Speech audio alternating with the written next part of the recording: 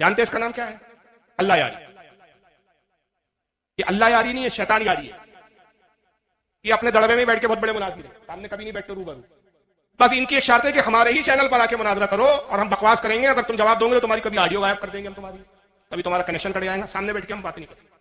اب بے بنیاد چیزوں پہ بکواس کرتا ہے. ابھی خیر یہ میرا موضوع نہیں ہے، لیکن سن لیجیے اس کی زبانی یہ قرآن کے بارے میں خود کیا عقیدہ بیان کر رہا ہے. ذرا سنیے. چھوٹا سا سوال ہے قرآن کو لے کے. یہ ایک سوال میرے خاطر کافی بار کیا ہوا آپ کے پروگرام پہ قرآن. اور جی دوسرا چھوٹا سا سوال ہے قرآن کو لے کے. یہ ایک سوال میرے خاطر کافی بار کیا ہوا آپ کے پروگرام پہ قرآن کے کامل ہونے کا. ایک طرف سے قرآن میں ملتا ہے کہ اللہ نے وعدہ کیا یہ قرآن کامل ہے، ٹھیک ہے، تو ایک طرف سے کہاں لکھا ہے قرآن تو اللہ کا وعدہ کہ یہ قرآن محفوظ ہے، ایسا کر کے آیت ہے. چلے خیر مجھے علم ہے انا نحن نزلنا الذکر وانا له لحافظون. ہم نے ان کو نازل کیا ہے اور ہم ان کی حفاظت کریں گے. اس کا ترجمہ یہ بنتا ہے ہم نے اس ذکر کو نازل کیا ہے اور ان کی ہم حفاظت کریں گے. ذکر سے کون مراد ہے؟ ذکر سے یہ کوئی ضروری نہیں، ذکر سے مراد قرآن، ٹھیک ہے نا. سمجھ رہے ہیں آپ؟ سوال کرنے والا کہتا ہے کہ یہ قرآن محفوظ ہے. کہا بالکل محفوظ ہے. قرآن میں کہاں لکھا ہے کہ یہ محفوظ ہے؟ تو اس کو آیت تو نہیں معلوم تھی وہ سوال کرنے والے کو، لیکن اس نے توجہ دلایا کہ قرآن میں ایک طرح کا ذکر ہے، تو خود اس نے آیت پڑھی انا نحن نزلنا الذکر وانا له لحافظون. تمام 1400 سال سے مفسرین صحابہ سے لے کر آج تک کے مفسرین کا اس پر اجماع ہے کہ ذکر سے مراد یہاں قرآن عظیم ہے. امت کا اتفاق. اللہ فرماتا ہے کہ حبیب ہم نے اس ذکر کو نازل کیا. تو ذکر کیا ہے؟ کیا نازل کیا بھائی اللہ نے؟ قرآن ہی ہے نا ذکر. قرآن کو ذکر ہی کہا گیا. ہم نے اس ذکر کو نازل کیا اور اس کی حفاظت کا ذمہ ہم ہی لے رہے ہیں. ہم اس کی حفاظت کرنے والے ہیں. اور اگر اللہ حفاظت نہ کرے تو پھر اللہ کا یہ کلام جھوٹا نہیں ہو جائے گا. جس جگہ اللہ قرآن کی تعریف بیان کرتے فرماتا ہے کہ یہ قرآن ہوا ہے کہ ذالک لا ریب فیہ، اس میں کوئی شک کی گنجائش نہیں. اب اگر وہ محفوظ ہی نہ ہو تو پھر شک تو ہو گیا. شک کیا رہا؟ وہ تو بدل ہی گئی. تو پھر شک کی تو بات چھوڑی ہو تو کہاں کے کہاں چلا گیا. تو کہتا ہے کہ نہیں، ہاں ذکر سے مراد قرآن نہیں. دلیل اس کے پاس کچھ نہیں. اس نے یہ نہیں سنا کہ فلاں مفسرین کا قول ہے کہ یہ قرآن نہیں. ہمارے دل میں آیا ہم نے مان لیا. تو یہ اللہ یاری کا بھی آپ نے بیان سنا کہ خود اقرار کر رہا ہے کہ قرآن محفوظ نہیں ہے. اور قرآن میں اگر یہ بھی فرمایا کہ ہم نے اس کی حفاظت کا ذمہ لیا تو کہتا ہے اس سے مراد یہ قرآن نہیں. لیکن آئیے دیکھیے مولا علی کی محبت میں کتنے پڑ گئے. یہ کتاب میں آپ کے سامنے پیش کر رہا ہوں، اسی فرقے کی کتاب ہے. دکھائیے اسکرین پہ لائیے بھائی. اسکرین والے صاحب کہاں ہیں؟ ہاں. اور یہ اوریجنل میرے ہاتھ میں اس وقت جو اسکرین پہ میں دکھا رہا ہوں یہ اوریجنل پاس ہے. شک و شبہ ہو تو اوریجنل کتاب بھی آ کے اسٹیج پر دیکھ سکتا ہے. کتاب کا نام ہے الانوار النعمانیہ. شیعہ فرقے کے بہت بڑے عالم فاضل گزرے گی ان کی کتاب ہے جناب. اس کا نام ہے نعمت اللہ الجزائری. اس کی جلد نمبر 2 ہے، صفحہ نمبر 208. آئیے کیا لکھتے ہیں جناب. کہتے ہیں الغرابیہ. شیعوں کا ایک فرقہ ہے جس کا نام ہے غرابیہ. پھر کہتے ہیں کہ قالوا محمد بعلی اشبہ من الغرابی بالغراب.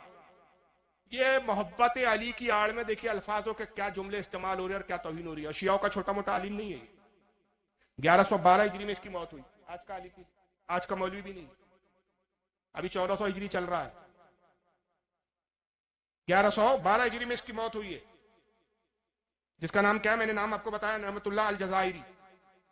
لکھتا ہے کہ الغرابیہ جو شیعوں میں ایک فرقہ ہے ہمارے ہاں، وہ کہتا ہے کہ محمد صلی اللہ علیہ وسلم اور علی آپس میں اتنے ملتے جلتے تھے، اتنی شکلیں ملتی تھی کہ جیسے ایک مکھی کی شکل دوسری مکھی سے ملتی ہے. معاذ اللہ تک. یہ بتائیے تعریف ہو رہی ہے کہ تو کوئی اور مثال نہیں ملی. چلیے یہ ہم تعریف میں مانتے ہیں کہ بھائی اگر کوئی یہ کہتا ہے کہ مولا علی رسول اللہ کے مشابہ تھے شکل و صورت میں، جیسے حضرت امام حسین کے بارے میں آیا کہ حضور کی مشابہت تھی ان میں، حضرت امام حسن رسول اللہ کے مشابہ تھے شکل و صورت میں، علی کو بھی کہہ دیا جاتا مان لیتے. مگر مثال کتنی گھٹیا دی. الغراب بالغراب. ایسے ہی مشابہ تھے جیسے ایک مکھی دوسرے مکھی کے بعد اس میں ہوتی ہے. ایک غراب کہتے کوے کو، معاف کرے، ایک کوا دوسرے کوے کے مشابہ ہوتا ہے، والذباب بالذباب. اور ایک مکھی دوسرے مکھی کے مشابہ ہوتی ہے. جیسے دو مکھیاں ایک جیسی دکھتی ہیں اور دو کوے ایک جیسے دکھتے ہیں، ویسے علی اور نبی معاذ اللہ اسی طرح ایک جیسے دکھتے تھے. نعوذ باللہ. اور پھر آگے لکھتے ہیں جناب فبعث اللہ جبریل الی علی علیہ السلام فغلط جبریل فی تبلیغ الرسالۃ من علی الی محمد. کہتے ہیں کہ حقیقت میں نبوت اور رسالت علی کی طرف بھیجی گئی تھی، مگر جبریل سے غلطی ہو گئی. جبریل کی ملاقات محمد سے ہو گئی، محمد کو علی سمجھ کر وحی دے دی. حقیقت میں تو نبی علی کو بنایا گیا، حقیقت میں تو نبی علی تھے. کس سے غلطی ہو گئی؟ فرشتے سے. اور فرشتوں میں بھی کس سے؟ جو فرشتوں کا سردار ہے جبریل. اور میں نے ابھی ابتدا میں عقیدہ بیان کیا کہ فرشتے معصوم ہوتے، ان سے غلطی کا شائبہ بھی. مگر یہاں مولا علی کی تعریف میں مبالغہ کرنے کے لیے اتنے حد درجے بڑھ گئے یہ لوگ کہ نعوذ باللہ من ذالک جبریل کی توہین کر رہے ہیں. اور پھر کہتے ہیں کہ قال شاعرہم، یہی وجہ ہے کہ ان کے شاعر نے شعر بھی کہا ہے غلط الامین عن حیدر فیلعنون صاحب الریشی یعنی جبریل. تو شاعر کہتا ہے کہ جبریل سے حیدر کے بارے میں غلطی ہو گئی. حیدر کس کا لقب ہے؟ مولا علی کا. یا لقب کا استعمال کیا اس نے شعر کے وزن پر کہ حیدر سے علی کے بارے میں جبریل سے، جبریل امین، امین کس کا لقب ہے؟ جبریل کا.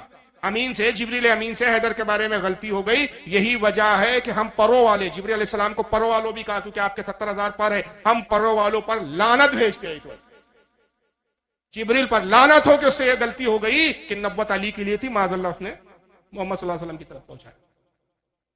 اور پھر یہ روایت جو ہے ملا باقر مجلسی نے بھی لکھا ہے اس کو. یہ اہل تشیع فرقوں کا بہت بڑا عالم گزرا ہے. ملا باقر مجلسی کی کتاب ہے تذکرۃ الائمہ، باب سوا میں اور صفحہ نمبر 63 ہے. اور اس کو ایک اور شیعوں کا بہت بڑا عالم گزرا جس کا نام ہے علی اصغر البروجوی. اس کی کتاب ہے طرائف المقال، جلد نمبر 2 صفحہ نمبر 232. اس پر اس نے بھی اس کو لکھا. اور ایک اور حوالہ دیکھتے چلیں، پھر اس کے بعد میں کچھ ویڈیو بھی دکھاؤں گا اپنی بات کی دلیل میں. آئیے دیکھیں، یہ کتاب ہے تفسیر القمی. اس فرقے کی یہ تفسیر کے اندر مستند کتاب مانی جاتی. ان کے نزدیک مستند، ہمارے نزدیک تو کچرے کے ڈھیر میں پھینکنے لگے. ظاہر ہے کہ جن کتابوں میں اس طرح کی بکواسات لکھی ہو وہ مستند کہاں سے ہوتا ہے. ان کو شیعوں کے بہت بڑے عالم ہیں جس کا نام ہے علی بن ابراہیم القمی. علی بن ابراہیم القمی نے اس کو لکھا ہے. اور یہ اہل تشیع کے ہاں قرآن کی تفسیر میں بڑی مستند مانی جاتی ہے. تفسیر القمی جلد نمبر 1 صفحہ نمبر 62. سورہ بقرہ آیت نمبر 26. سورہ بقرہ آیت نمبر 26 کیا ہے؟ اللہ تعالیٰ قرآن عظیم میں ارشاد فرماتا ہے ان اللہ لا یستحی ان یضرب مثلا ما بعودۃ فما فوقها. اس کا ترجمہ یہ ہوتا ہے، اللہ فرماتا ہے کہ بے شک اللہ حیا نہیں فرماتا کہ تمہارے سمجھانے کے لیے مثال دے مچھر کی یا اس سے کم تر. اصل میں اس کا پس منظر کیا ہے کہ اللہ تعالیٰ مسلمانوں کو سمجھانے کے لیے مثالیں بیان فرماتا ہے قرآن میں. کہیں مکھی کی مثال آئی ہے، کہیں مچھر کی مثال آئی ہے، کہیں چوٹی کی مثال آئی ہے. سورہ نمل میں چوٹی کا واقعہ ہے. کئی پہاڑ پر ریت کی مثالیں آئی ہے. تو مشرکین جو ہے وہ اعتراض کرتے تھے رسول اللہ پر کہ محمد تم کہتے ہو تمہارا رب بڑا عظیم ہے تو اس کا کلام بھی بڑا عظیم ہونا چاہیے، یہ کیا چھوٹے چھوٹے کیڑے مکوڑے کی بات کرتا ہے تمہارا رب. اس کے جواب میں یہ آیت کریمہ نازل ہوئی کہ محبوب ان سے کہہ دیجئے کہ اللہ کو اللہ حیا نہیں فرماتا.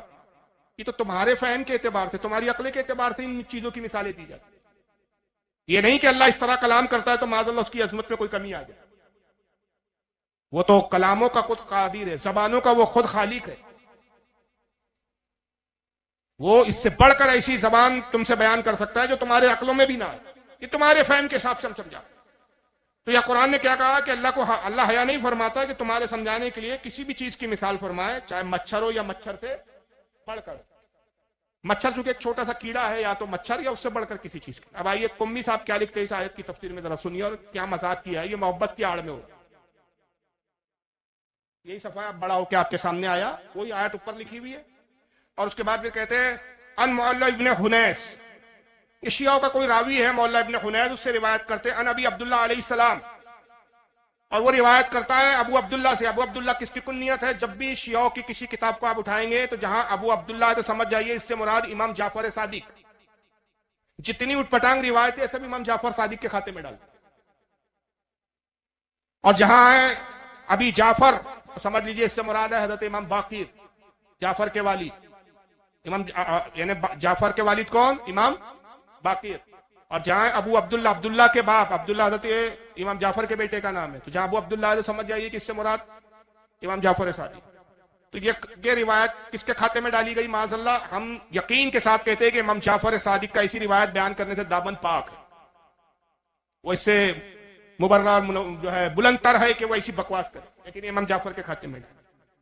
کہتے ہیں کہ ابو عبداللہ سے روایت ہے کہ حضرت ابو عبداللہ یعنی امام جعفر کہتے ہیں کہ ان ھذا مسئلہ ضربہ اللہ للامیر المؤمنین علی ابن ابی طالب علیہ السلام.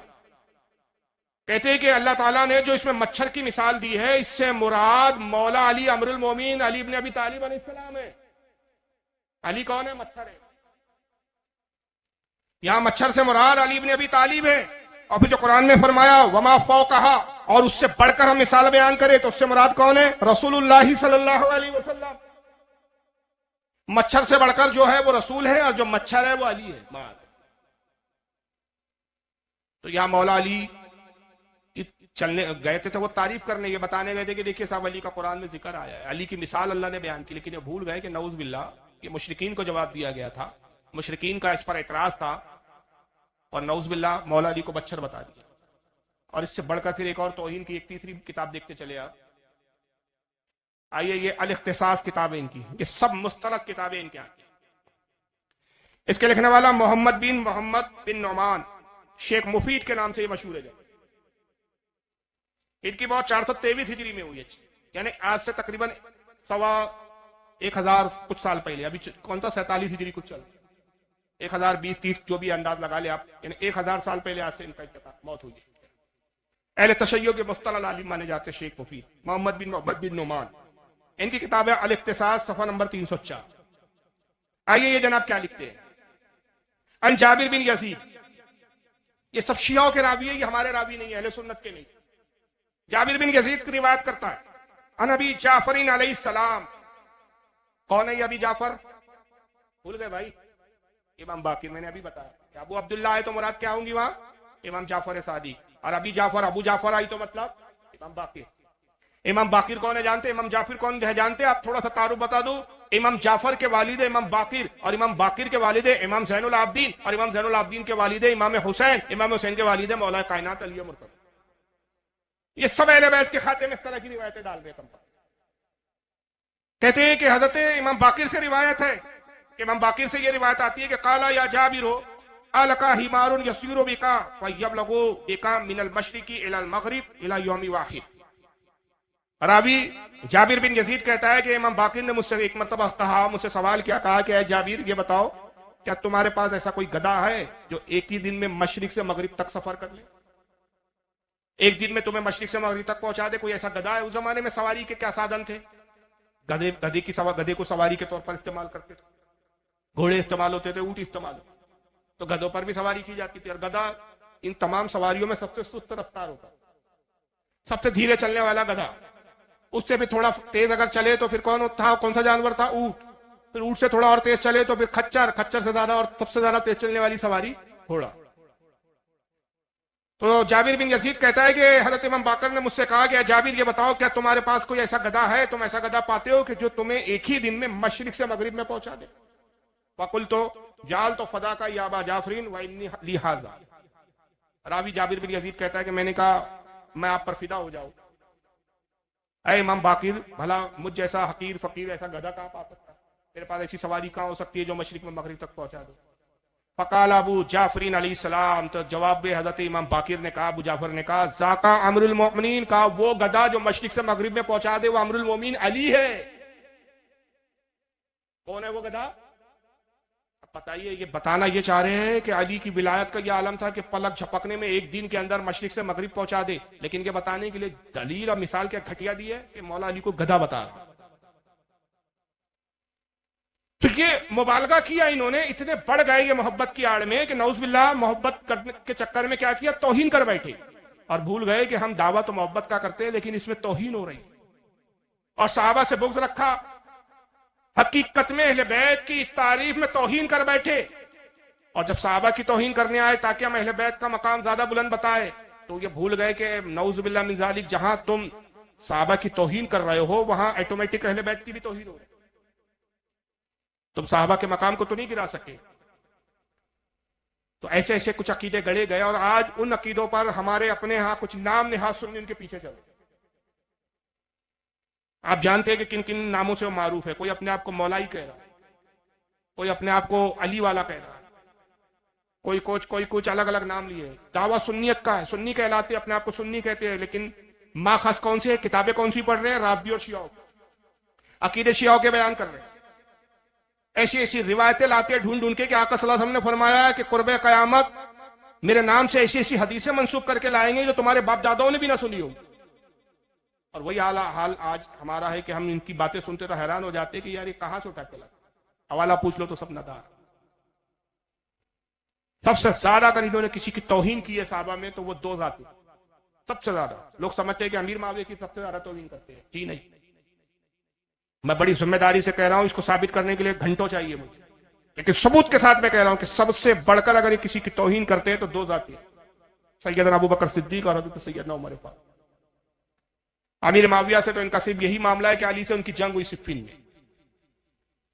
लेकिन नऊज़ बिल्लाह जो हमारे यहां सबसे अजीम तरीन सहाबी है, जिनका मकाम तमाम सहाबा में अंबिया के बाद सबसे बुलंद तरीन मानते हैं हम, 1400 साल से जिस पर इत्तेफाक चल रहा है, ये उनको नऊज़ बिल्लाह मुसलमान भी नहीं मानते। इनकी किताबों में भरा पड़ा है कि ये दोनों माज़अल्लाह नऊज़ बिल्लाह सदबार करोड़ बार माज़अल्लाह कि ये पक्के मुनाफिक थे बोलते हैं। अहले बैत से इनको बुग़्ज़ और हसद था और उसके लिए फिर कुछ कहानियां गढ़ी इन्होंने। शियाओं का एक रावी आता है जिसका नाम है सुलैम बिन कैस। ये पहला शख्स है जिसने झूठी दास्तान गढ़ी हजरत सैयदना अबू बकर सिद्दीक को बदनाम करने के लिए, और आज उसी दास्तान की बुनियाद पर शियाओं ने पूरा इसको अकीदे का हिस्सा बना रखा है, पूरा फिरके की बुनियाद पर करार दे दिया है। वो क्या कि अबू बकर ने सबसे पहला काम ये किया है कि जैसे रसूलुल्लाह का इंतकाल हो गया, अली खिलाफत के हकदार थे, अली से खिलाफत को छीन लिया। जबरन अबू बकर ने खिलाफत छीनी और फिर इसी पर इक्तफा नहीं किया, इसी पर नहीं खामोश हो गए कि बस अली का हक था वो अली को ना दिया। कहते दूसरा काम ये किया कि सैयदा फातिमा का एक बाग था जो रसूल ने उनको वक्फ कर दिया था, जिसका नाम है बाग फदक, वो बाग खा गए। तीसरा इल्जाम लगाते हैं कि नऊज़ बिल्लाह मिन ज़ालिक सैयदा फातिमा को फिर कत्ल करवाया और उसके लिए बाज़ाब्ता पूरी दास्तान बनाई गई।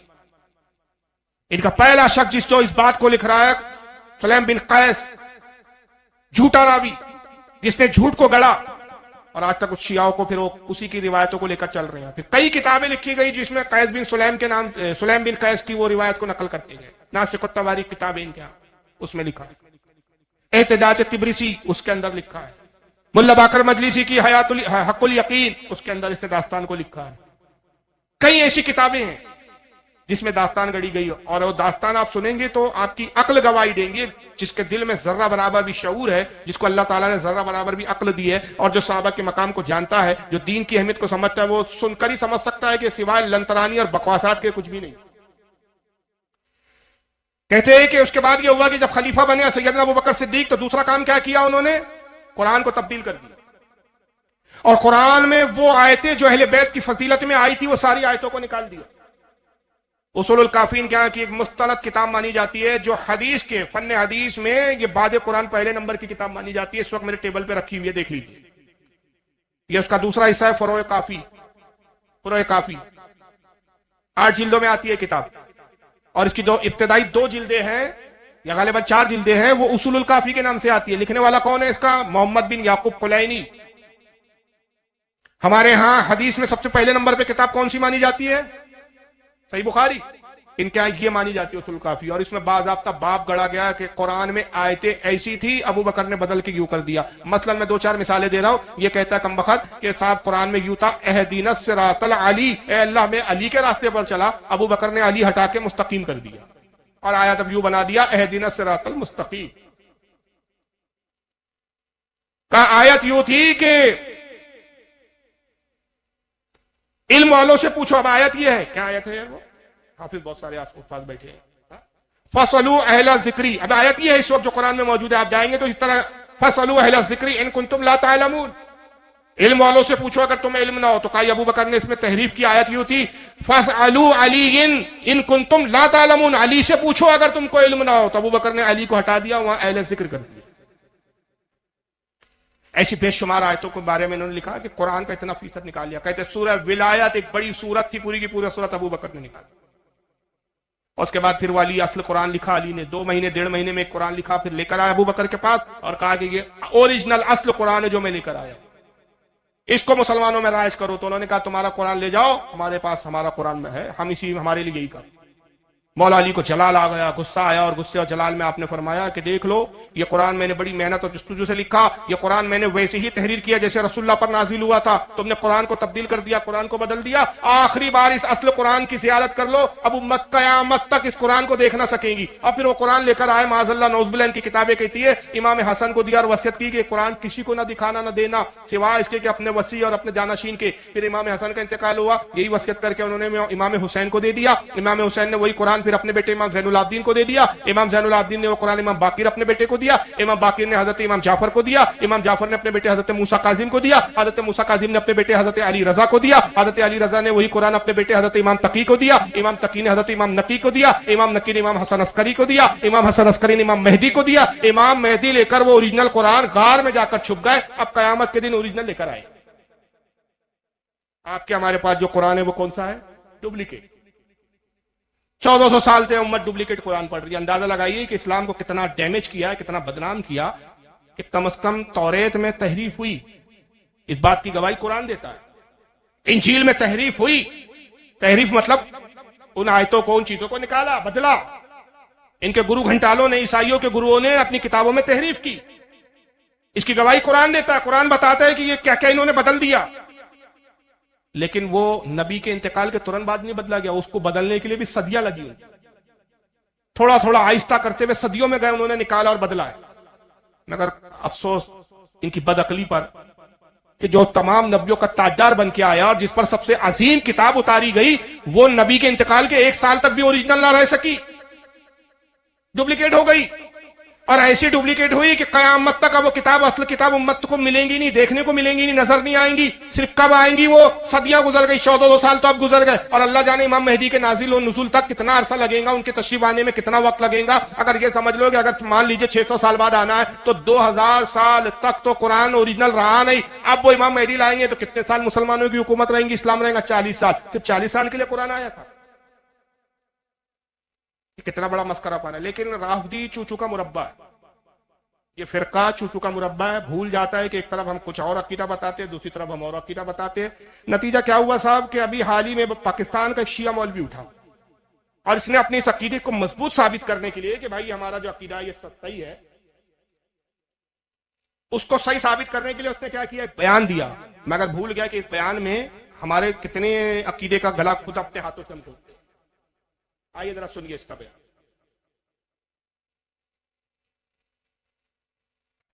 یہ لو اب یہ سنیے, یہ بھی پاکستان کا مولوی ہے, اس کا نام ہے مولوی شبیر حسن میسمی. زورا اکیڈمی ایک اکیڈمی ہے شیعوں کی بہت بڑی, جس کا رابطہ ایران تک سے. یہ اس کا چیف ہے, چھوٹا موٹا مولوی نہیں ہے, کوئی مسجد کا امام نہیں ہے چھٹک بھر کا. یہ ان کی زورا اکیڈمی, ان کی تنظیم کا بہت بڑا علامہ مولانا ہے. اب یہ کیا آپ دعویٰ کر رہا, اس کا دعویٰ سنیں. اور الحمدللہ اللہ تعالیٰ نے زہرا اکیڈمی کو یہ توفیق عطا فرمایا. میرے استاد حضرت آیت اللہ سید حسین مرتضی نقوی صاحب کو یہ ہمت دی کہ قرآن مجید کے ہاتھ سے لکھے ہوئے 4 اماموں کے نسخے انہوں نے تلاش کیے ہیں اور ان پر ریسرچ کی ہے, اور آہستہ آہستہ ہم نے اس کی سرٹیفیکیشن جو ہے وہ برٹش میوزیم لائبریری سے لی ہے کہ یہ کاغذ جو ہے اسی زمانے کا ہے جو زمانہ امیر المومنین السلام کا تھا.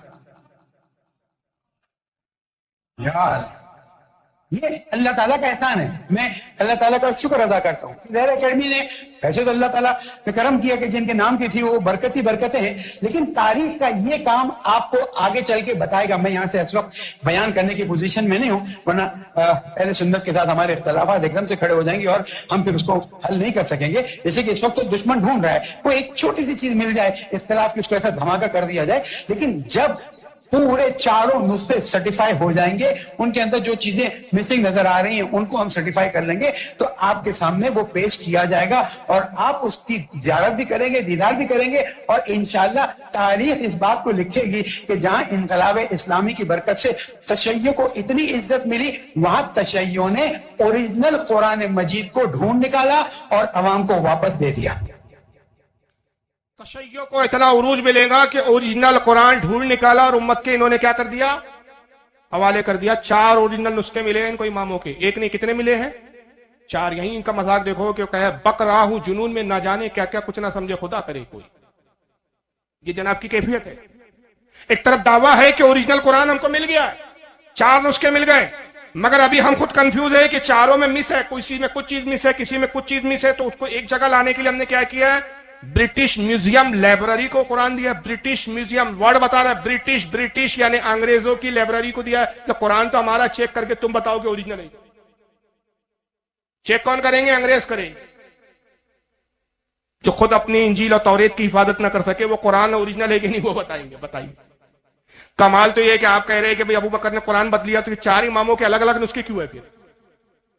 تو تمہارے عقیدے کے حساب سے تو معاذ اللہ یہ الزام تمہارے اماموں پر بھی گیا کہ تمہارے اماموں نے بھی بدل دیا کیا کہ تم کو برٹش میوزیم لائبریری میں جانا پڑ رہا ہے قرآن میں.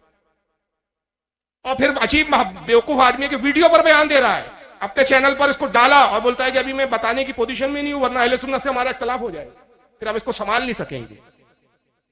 عجیب پاگل لوگ ہیں یار یہ. یعنی ایسا ہے کہ کسی کے کان میں کہو دیکھو فلا فلا کہتا, کسی سے کہنا مت. وہ جاتا دوسرے کے کان میں کہتا دیکھو میاں فلا کا ایسا ایسا, لیکن کسی سے کہنا مت, تو پوری خبر چلے. تو ان کے عقیدے کے مطابق نعوذ باللہ اوریجنل قرآن ہے نہیں. لیکن پھر ایک اور تصاد. ایک طرف تو تم کہتے ہو کہ اوریجنل قرآن تو امام مہدی کے پاس ہے, تو تمہیں کیسے مل گیا بھائی؟ امام مہدی تو آئے نہیں, تمہاری ملاقات امام مہدی سے کہاں ہو؟ اچھا پھر امام مہدی کے پاس جو ہے وہ والا قرآن ہے اوریجنل جو علی نے لکھا بقول تمہارے, لیکن تمہیں جو ملے وہ 4 اماموں کے ملے, تو یہ کہاں سے مل گئے؟ تو 14 سال تک ابھی تک ہمارے پاس جو قرآن چل رہا ہے وہ کیا چل رہا ہے؟ ڈپلیکیٹ چل رہا ہے. یہ بھی ڈپلیکیٹ پڑھ رہے ہیں خود, اور اللہ نے اس کی حفاظت کا ذمہ لیا نہیں, اس لیے بدل دیا گیا. ابو بکر تو قدرت تھی, انہوں نے قرآن کو چینج کر دیا معاذ اللہ. تو سب سے پہلا تو اندازہ لگائیے یہ سیدنا ابو بکر صدیق کی شان میں کتنی بڑی سخت توہین ہے کہ قرآن ہی بدل دیا صاحب, اور اس میں کہتے ہیں کہ عمر بھی شامل. دوسرا پھر بیعت کے لیے علی کو مجبور کیا, خلافت چھین لیا, علی نے بیعت کرنے سے انکار کر دیا, تو باضابطہ پھر کچھ لوگوں کو بھیجا کہ علی کو پکڑ کے لاؤ. اس پر پوری ایک داستان گڑی وہ سلیم ابن قیس نے, اور داستانیں گڑی کہ اس میں خالد ابن ولید, عبد الرحمن ابن عوف, عمر, عمرو ابن عاص, اور حضرت ابو بکر کا غلام تھا کنفاس, یہ سارے لوگ گئے اور صاحب وہ حضرت علی کے گھر کا دروازہ کھٹکھٹایا اور کہا کہ علی باہر نکلو. سیدہ فاطمہ کی آواز آئی, علی باہر نہیں آئے, کام بیعت لینے کے لیے آئے ہیں, ساتھ میں چلے اور ابو بکر کی بیعت کرے. سیدہ فاطمہ نے کہا کہ نہیں, ابو بکر غاضب ہے, اس نے خلافت غصب کر لی, ابو بکر کے ہاتھ پہ علی بیعت نہیں کریں گے. کہا دروازہ کھولو ورنہ ہم دروازہ توڑ دیں گے. اور پھر نعوذ باللہ کہتے ہیں کہ دروازہ توڑا, سیدہ فاطمہ پہ کوڑے برسائے, پھر صاحب وہ نعوذ باللہ نیزے چبائے. دروازہ جب ان کے توڑ کر گرا تو دروازے کی آڑ میں تھی, ان کی ہڈی, پسلی کی ہڈی ٹوٹ گئی. وہ حاملہ تھی, ان کے پیٹ میں محسن نامی ایک بچہ تھا, شکم میں رسول اللہ نے پیشگی نام محسن رکھ دیا تھا, وہ بچہ ضائع ہو گیا, حمل ضائع ہو گیا. اور پھر علی کی موجودگی میں ظلم ہوتا رہا کہ سیدہ کو مارتے رہے, پیٹتے رہے, ہڈیاں توڑ دی, پسلیاں توڑ دی, اور نعوذ باللہ شدید ظلم ہوا. اور پھر اسی پر نہیں, پورے گھر میں آگ لگا دی صاحب. یہ بکواسات میں اپنی زبانی کیوں کہوں یار, ان کے ملاؤں کی زبانی آپ سنیے اور اندازہ لگائیے کہ کس طرح بکواسات کی گئی. پڑھے آپ اللہم صلی علی سیدنا محمد.